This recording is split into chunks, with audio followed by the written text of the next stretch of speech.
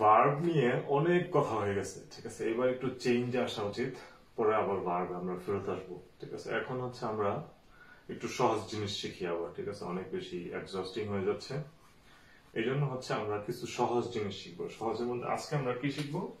আজকে যেটা শিখবো সেটাকে বলা হয় হচ্ছে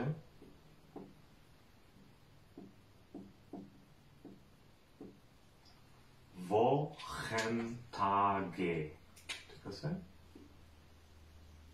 সো Wochentage কি? Woche হচ্ছে জার্মান ভাষায় সপ্তাহ, die Woche উইক, আর টাগে হচ্ছে প্লুরাল মানে দিনগুলো, যেটা টাগ থেকে আসছে। আমরা জানি গুটেন টাগ হচ্ছে দিন, শুভ দিন, টাগে থেকে আসছে। তার মানে আমরা সপ্তাহের যে 7 দিনের নাম সেটা আজকে শিখবো, ঠিক আছে। এবং এটা খুবই সহজ এবং আপনারা সবাই একবার দেখলেই পারবেন, ঠিক আছে। জার্মানিতে সপ্তাহ শুরু হয় হচ্ছে কি দিয়ে? সপ্তাহ শুরু হয় হচ্ছে দিনের নাম দিয়ে, মনটাগ, এটা হচ্ছে মানডে। এখান থেকে হচ্ছে জার্মানিতে সপ্তাহের শুরু হয় মনটাগ। তারপরে হচ্ছে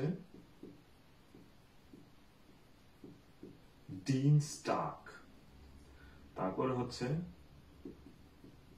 মিটওখ, তারপরে হচ্ছে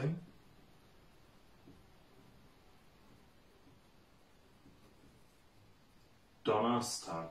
আজকে এইখানে এই মুহূর্তে যে ভিডিওটা আমি বানাচ্ছি আজকে হচ্ছে ডনার্স্টাগ। তাহলে আমি বলবো heute ist Donnerstag, মানে আজকে বৃহস্পতিবার। তারপরে কালকে আসবে হচ্ছে Freitag, তারপরে আসবে হচ্ছে Samstag, তারপরে আসবে হচ্ছে Sonntag, এবং সবগুলা দিনের আগে হচ্ছে আমাদের আর্টিকেল হবে সবসময় ডেয়ার, কারণ টাগ সবসময় মাস্কুলিন। এটাও ডেয়ার, এটাও ডেয়ার, এটাও ডেয়ার, এটাও ডেয়ার, এটাও মাস্কুলিন, এটাও মাস্কুলিন, এটাও মাস্কুলিন।